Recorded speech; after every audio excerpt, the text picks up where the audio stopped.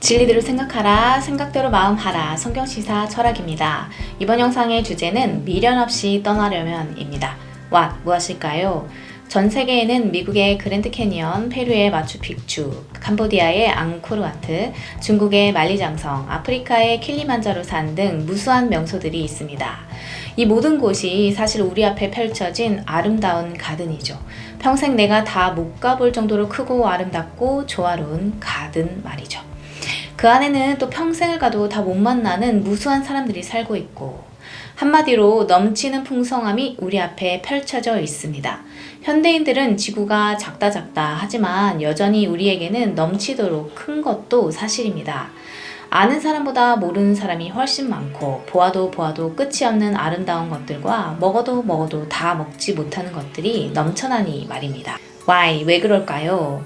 어느 날 언젠가 내가 이 세상을 떠난다고 생각하면 그 발걸음이 무겁고 많이 아쉬울 수도 있겠다. 그렇게 생각되는 이유 중 하나도 바로 이 세상의 아름다운 모든 것을 두고 떠나야 하기 때문이기도 합니다.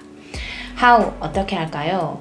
그러나 평생을 보아도 다 보지 못하고 평생을 먹어도 다 못 먹을 만큼 풍성하게 지으시고 길다면 길고 짧다면 짧은 시간 동안 우리에게 이 모든 것을 누리게 하신 하나님의 은혜에 감사할 수 있다면 우리는 마땅히 감격의 눈물을 흘릴 것 같습니다.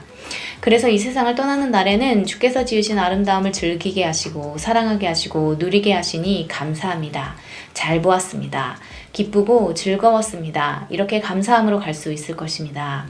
뿐만 아니라 하나님께서는 우리를 위해 이보다 더 아름다운 것을 예비하셨다니 더욱 기쁨과 감사로 떠남이 합당치 아니한가 생각합니다. 어떻게 보면 이게 바로 인생이죠. 세상에서 가장 큰 부와 복, 명예를 누린 지혜의 왕 솔로몬은 전도서에서 헛되고 헛되며 헛되고 헛되니 모든 것이 헛되도다 라고 하였습니다. 그러면서 사람이 먹고 마시고 수고하고 즐거워하는 것은 하나님의 선물이고 해 아래에 그보다 나은 것이 없다고 하며 끝으로 하나님을 경외하고 그의 명령을 지키는 것이 모든 사람의 본분이며 모든 행위와 은밀한 일, 선악간에 하나님의 심판이 있음을 기억하라고 교훈하고 있습니다. 하나님은 지지고 볶고 싸우라고 우리를 이곳에 보내신 것이 아닙니다. 매일같이 뉴스 보면서 욕하지 말고 안타까운 마음, 긍휼의 마음으로 한마디라도 기도하는 게 맞습니다. 한 사람이라도 더 이 아름다운 세계에서 살게 하신 하나님의 은혜에 감사하며 잘 살도록 말입니다. 하나님께서 이스라엘 백성을 광야에서도 발이 부르트지 않고 옷이 헤어지지 않도록 보살피시며 가나안 땅으로 인도하신 같이 우리를 또한 이 아름다운 세상에서 그같이 인도하시니 살아서도 감사, 죽어서도 그곳에 가는 길을 열어주심에 감사할 뿐입니다. 크리스천은 이런 태도로 살아야 합니다. 하나님께서 우리에게 허락하신 땅, 이 아름다운 세계에서 이런 믿음의 고백을 하며 베푸신 모든 것을 감사함으로 누리고 또 때가 되어 감사함으로 떠날 수 있는 방법은 바로 하나님의 명령을 준행하며 하나님의 은혜를 기억하는 것입니다. 하나님은 이스라엘 백성이 약속의 땅에 들어가기 전에 먼저 그 땅에서 지켜야 할 명령을 주셨습니다. 그리고 그 명령을 주시기 전에 꼭 이렇게 반복하여 말씀하셨죠.